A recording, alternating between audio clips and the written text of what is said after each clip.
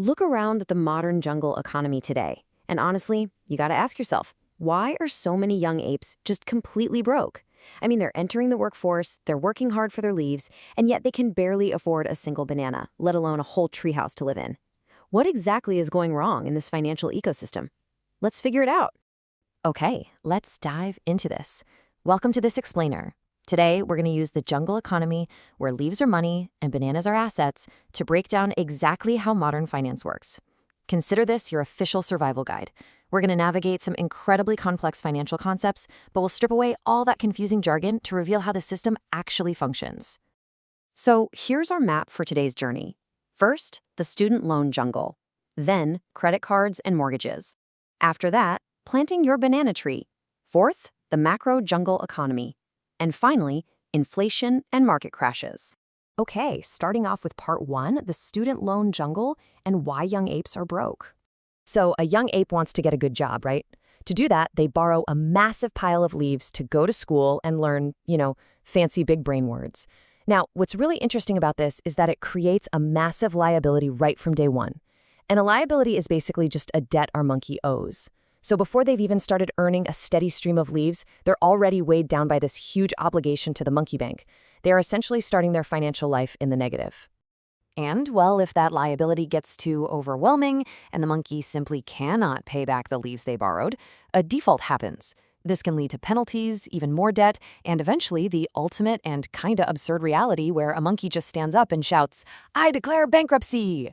At that point, the monkey government steps in, forces the sale of any assets they have, and it's basically a massive financial reset button.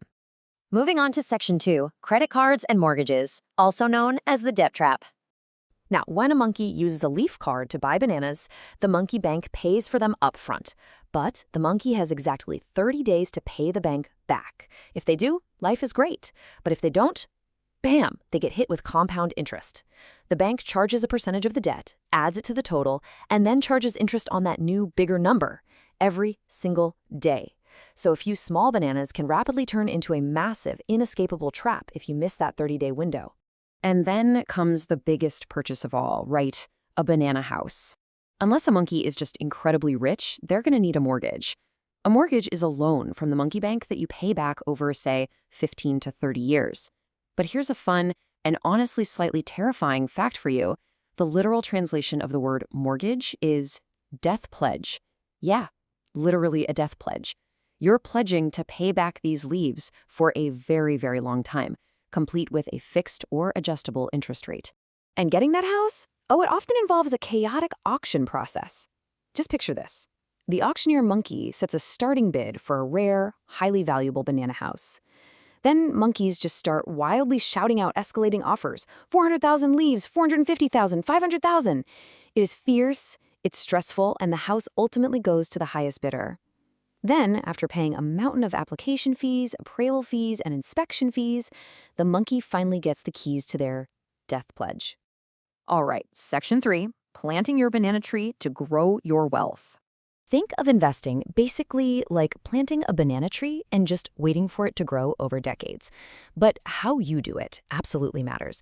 See, active investing means watching 30 hours of YouTube videos, poring over corporate statements, and stressing out over individual stocks until 6 a.m. It's completely exhausting. The alternative? Passive investing.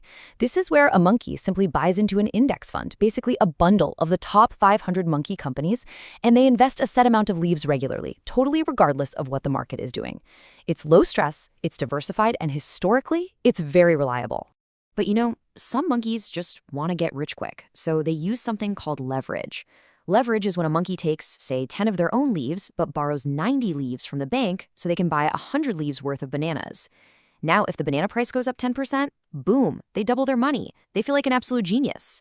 But if the price drops just 10%, their entire investment is wiped out to zero, gone. And they still owe the bank those 90 leaves. So yeah, leverage multiplies your gains, but it catastrophically multiplies your losses too. And this brilliantly illustrates our next concept, aping. This happens when monkeys see a highly volatile asset, like, I don't know, a new crypto banana, just skyrocketing in price. Herd behavior kicks in. They get super excited, the fear of missing out hits hard, and they just throw their leaves at it without doing a single shred of research. It's basically a rocket-powered roller coaster. driven purely by hype and tweets, rather than any actual fundamental value.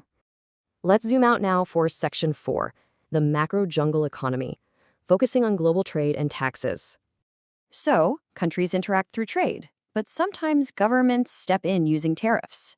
For example, if Monkeyland wants to protect its local banana farmers, it slaps a tariff, which is just an extra tax, on the cheaper bananas imported from Bananaland. Obviously, this makes we imported bananas way more expensive. And sometimes, Bananaland retaliates with their own tariffs. This sparks a drawn-out trade war that, honestly, just ends up making everything more expensive for the everyday monkey. And speaking of taxes, every monkey has to chip in to fund their government's roads, schools, and services. Now, filing a tax return sounds terrifying, but it really boils down to 4 logical steps. First, you count up all the leaves you made. Second, you track the tax your employer already deducted.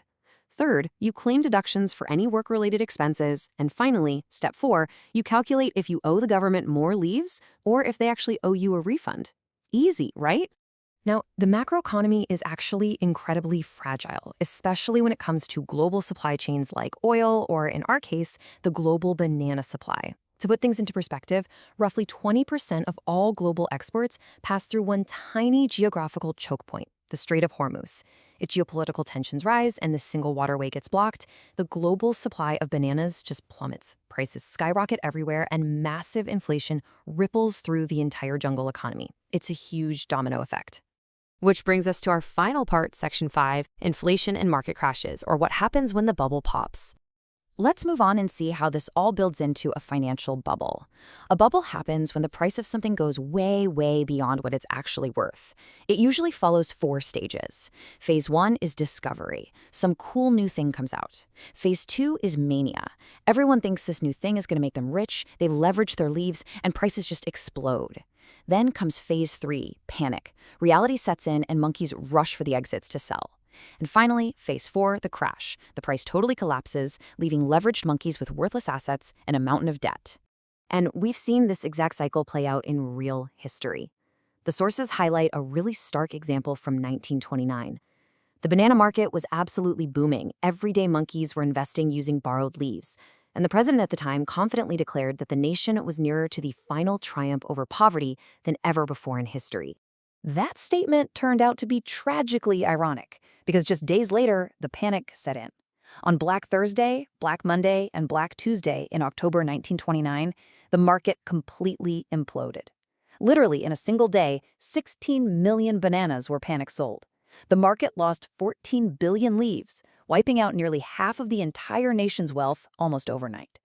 So the crucial point here is the devastating aftermath. This crash triggered the Great Depression. The global economy just ground to a halt. Banks failed by the thousands, and by 1933, the peak unemployment rate hit a staggering 24.9%. To put that into perspective, 1 in 4 monkeys had no job, no leaves, and absolutely no bananas. It was the worst economic collapse in recorded history. Which really leaves us looking at our own jungle economy today, doesn't it? We see monkeys leveraging debt to buy wildly expensive tree houses, we see struggles with inflation, and we see them flocking to the mania of new AI technologies, hyping up assets that might not actually be generating any real value just yet. So the big question we have to ask ourselves after going through this explainer is this. With all this massive debt and new speculative bubbles forming all around us, are we simply planting